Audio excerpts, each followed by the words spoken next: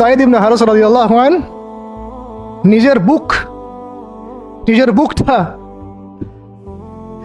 বুকটা নবী সাল্লাল্লাহু আলাইহি ওয়াসাল্লামের সামনে এইভাবে দিয়েছেন যে যতগুলো পাথর আসবে আমার গায়ে যেন লাগে, আমার নবীর গায়ে না লাগে।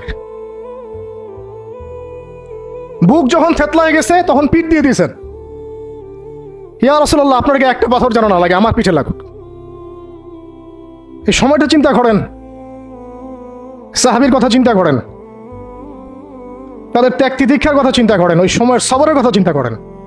এমন পাথর মারা হচ্ছিল যে রাসূল সাল্লাল্লাহু আলাইহি ওয়াসাল্লামের মানে গায়ে লেগে রক্ত বের হতে হতে সেই রক্ত দিয়ে পায়ের যে জুতাটা আছে এই জুতাটা আটকে গেছে, এইভাবে জুতা খোলা যাচ্ছে না।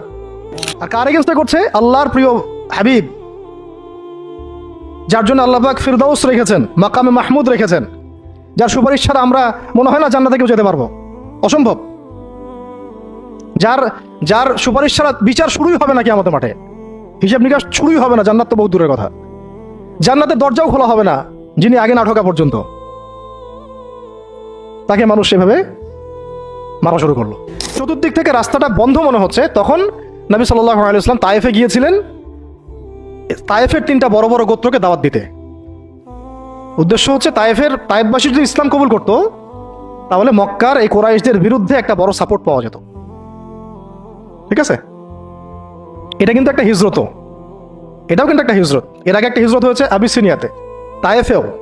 এটাতে ওই সাফল্যটা আসে নাই, তায়েফবাসী ইসলাম কবুল করে নাই। পরবর্তীতে আল্লাহ পাক মদিনাবাসীকে কবুল করেছেন। ওগুলো আমরা পরে আস্তে আস্তে আলোচনা আনবো ইনশাল্লাহ। আজকে শুধু এতটুকু বলছি তায়েফের কথাটা। এইখানে সময়টা চিন্তা করবেন, সময়টা ছিল জুন বা জুলাই মাসের মতো অবস্থা। মানে কাঠ ফাটা রোদ বলতে আমরা যা বুঝি, প্রচন্ড রোদ, প্রচন্ড গরম, মরুভূমির উত্তপ্ত একটা অবস্থা। এই অবস্থায় মক্কা থেকে তায়েফের ডিস্টেন্স হচ্ছে প্রায় 100 কিলোমিটার। যারা তায়েফে গিয়েছেন তারা হয়তো জানবেন, এটা পাহাড়, মানে মাটির নিচ থেকে তায়েফ শহরটা দেখা যায়। এই যে পাহাড়ের গা বেয়ে যে উঠতে হয়, এখন তো গাড়ি আসছে, গাড়ির যুগ, এই গাড়ি দিয়ে উঠতেও এই নিচ থেকে উপর পর্যন্ত 40 কিলোমিটার, পাহাড়ের গা বেয়েই 40 কিলোমিটার রাস্তা এইভাবে সফর করে করে করে করে তায়েফের শহরের উপরে পৌঁছাতে হয়। এই কাজটা নবী সাল্লাল্লাহু আলাইহি ওয়াসাল্লাম তার সময় করেছেন পায়ে হেঁটে, তাও জুন জুলাই মাসের মতো উত্তপ্ত অবস্থায়, গরমের অবস্থায়। এবং এই সফরে নবী সাল্লাল্লাহু আলাইহি ওয়াসাল্লামের সাথে মাত্র একজন সাহাবী ছিলেন, সেই সাহাবীর নাম যায়েদ ইবনে হারেসা রাদিয়াল্লাহু আনহু, আর কেউ না, রাসূলের প্রিয় ভাজন। তাহলে বুঝতে পারছেন কত কাছের সম্পর্ক।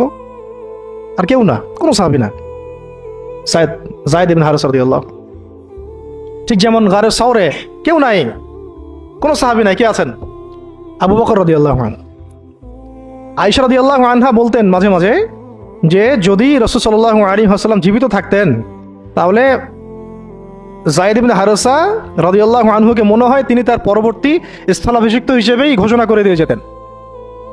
এত ভালোবাসতেন তিনি তাকে, মনে হতো যেন যায়েদ ইবনে হারেসা রাদিয়াল্লাহু আনহুকে তিনি পরবর্তী স্থলাভিষিক্ত করে দিয়ে যাবেন, এত ভালোবাসতেন।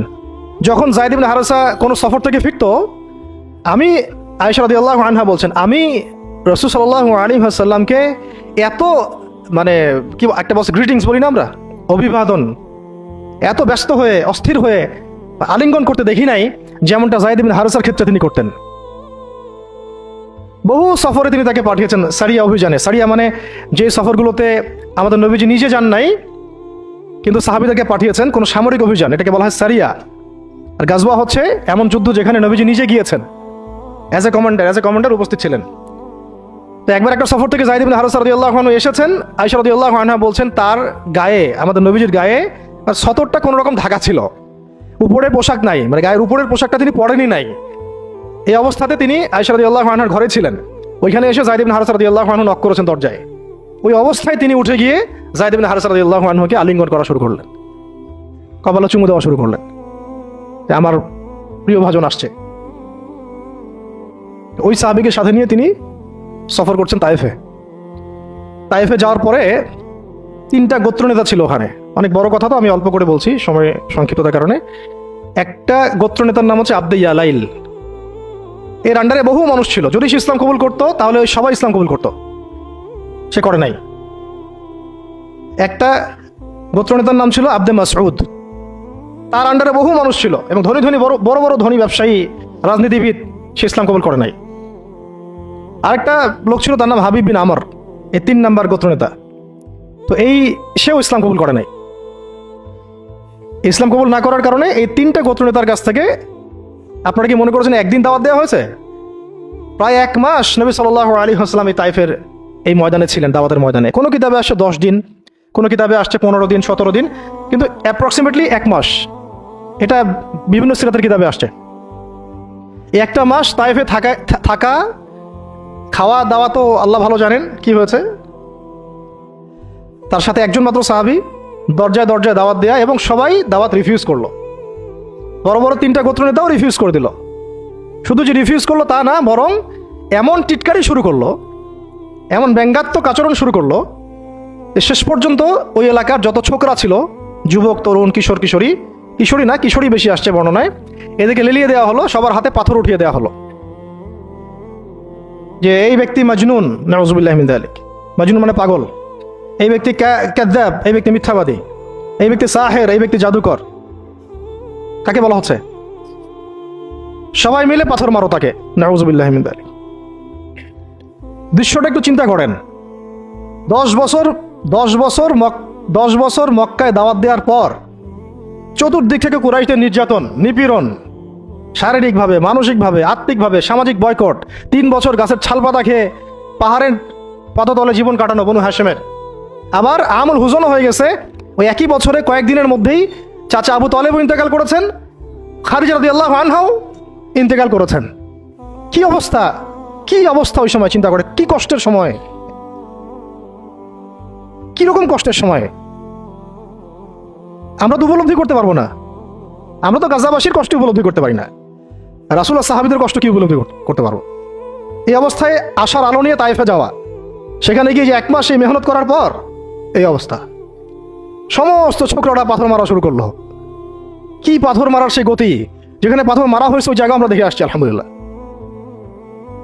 কি পাথর মারার গতি, এমন পাথর মারা হচ্ছিল যে রাসূল সাল্লাল্লাহু আলাইহি ওয়াসাল্লামের মানে গায়ে লেগে রক্ত বের হতে হতে সেই রক্ত দিয়ে পায়ের যে জুতাটা আছে এই জুতাটা আটকে গেছে, এইভাবে জুতা খোলা যাচ্ছে না।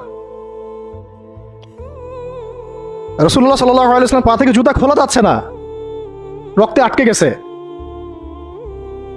আর মানুষ বলছে পাগল, মিথ্যাবাদী, হ্যাঁ জাদুকর, জিনে আসর করছে, মানুষ বলতেছে এগুলা। রাজনৈতিক ক্ষমতা চাই মনে হয়, হ্যাঁ অর্থ চাই মনে হয়, দুনিয়ার জৌলস মনে হয় চায়, আমাদের ঐক্য বিনষ্ট করতে আসছে। মারো একে, মেরে বিদায় করো এখান থেকে। কোন পর্যায়ে গেলে মানুষ এই কাজ করতে পারে, কি পরিমাণ ক্ষোভ থাকলে মানুষ এই কাজটা করতে পারে? আর কার এগেন্স্টে করছে? আল্লাহর প্রিয় হাবিব, যার জন্য আল্লাহ পাক ফিরদাউস রেখেছেন, মাকামে মাহমুদ রেখেছেন, যার সুপারিশ ছাড়া আমরা মনে হয় না জান্নাতে কেউ যেতে পারবো, অসম্ভব। যার সুপারিশ ছাড়া বিচার শুরুই হবে না কিয়ামতের মাঠে, হিসাব নিকাশ শুরুই হবে না, জান্নাত তো বহু দূরের কথা, জান্নাতের দরজাও খোলা হবে না যিনি আগে না ঢোকা পর্যন্ত। তাকে মানুষ সেভাবে মারা শুরু করলো, রক্ত ঝরতে গেছে। এই সময়ে এই সাহাবী যায়েদ ইবনে হারেসা রাদিয়াল্লাহু আনহু নিজের বুকটা নবী সাল্লাল্লাহু আলাইহি ওয়াসাল্লামের সামনে এইভাবে দিয়ে দিয়েছেন যে যতগুলো পাথর আসবে আমার গায়ে যেন লাগে, আমার নবীর গায়ে না লাগে। বুক যখন থেতলায় গেছে তখন পিঠ দিয়ে দিয়েছেন, ইয়া রাসূলুল্লাহ আপনার গায়ে একটা পাথর যেন না লাগে, আমার পিঠে লাগুক। এই সময়টা চিন্তা করেন, সাহাবীর কথা চিন্তা করেন, তাদের ত্যাগ তিতিক্ষার কথা চিন্তা করেন, ওই সময়ের সবরের কথা চিন্তা করেন। আর তাইফবাসী নবী সাল্লাল্লাহু আলাইহি ওয়াসাল্লামের আপনজন ছিল। তাইফের গোত্রে নবী সাল্লাল্লাহু আলাইহি ওয়াসাল্লামের দুধ পান করানো হয়েছিল, হালিমা সাঈদার গোত্র এটা। দূরের মানুষ আপনাকে যখন ভালো মন্দ বলবে আপনার অতটা কষ্ট হবে না যতটা আপনার কাছের মানুষ আপনাকে ভালো মন্দ বললে কষ্ট হবে। যখন আপনার প্রিয় মানুষেরা আপনাকে পাথর ছুড়বে, এই পাথরের আঘাত সহ্য করা এত সহজ না। কাফেররা, ফাসেকরা, জালেমরা, মুশরিক, মুনাফিকরা পাথর ছুড়বে, সেই পাথর আপনি সৌভাগ্যের সাথে বরণ করতে পারেন, সে রক্তক্ষরণে আপনার কষ্ট হবে না। প্রিয় মানুষদের দেওয়া অপবাদ, মিথ্যাচার, গীবত, তহমত, পাথর আপনাকে এত কষ্ট দিবে, এই কষ্টের লোড আপনি সহ্য করতে পারবেন না। আর যদি আল্লাহ পাক আপনাকে সহ্য করার ক্ষমতা দিয়ে দেন, ইনশাআল্লাহ আপনি এমন ব্যক্তি হবেন যে ব্যক্তির হাতে আল্লাহ রাব্বুল আলামিন ইসলামের ঝান্ডা উঠাই দেবেন ইনশাআল্লাহ। ইনশাআল্লাহ যাকে আল্লাহ রাব্বুল আলামিন পুরো কওমের জন্য কবুল করবেন ইনশাআল্লাহ। এবং পুরো শক্তি আপনার সামনে একদিন না একদিন পরাজয় বরণ করবেই, সময়ের ব্যাপার। যায়েদ বিন হারেসা রাদিয়াল্লাহু আনহু নিজের বুকটা এইভাবে আগলায় দিয়ে রাখছেন, আমার গায়ে লাগুক ইয়া রাসূলুল্লাহ, আপনার গায়ে না লাগে। আজকে আপনি যায়েদ বিন হারেসাকে পাবেন কোথায়? কিসের ইসলামী বিপ্লবের কথা বলি আমরা? জামা ইমারা এটা ওইটা, যায়েদ বিন হারেসারাই তো নাই। ওরকম আখলাকের নেতাও যেমন আমরা পাই না, ওই রকম যায়েদ বিন হারেসাদের মতো আমরা মামুরও তো পাই না। বরং এখন তো এমন যুগ চলতেছে যে মানুষ সামান্য দুনিয়াবী স্বার্থের কারণে, সামান্য দুনিয়াবী স্বার্থ, একটু মোহ, একটু দাম্ভিকতা, একটু অহংকার, একটু জিদ, একটু রাগ, একটু ক্ষোভ ইত্যাদির কারণে মানুষ, নিজের প্রিয় মানুষ আপনাকে মানুষের হাতে উঠাই দিতে পারে। সবাই মিলে তাকে পাথর মারো, আমি তাকে তাকে দেখতেছি। সবাই তাকে পাথর মারো, আমি তাকে তাকে দেখতেছি। যেন নিজের প্রিয় মানুষকে পাথর মারলে এটা দেখলে আপনার মনে আরো শান্তি আসতেছে।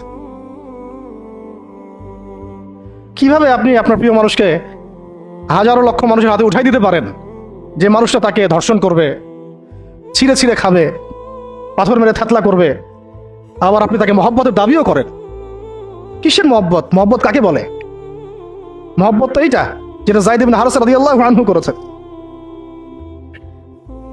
এটা কি মহব্বত না?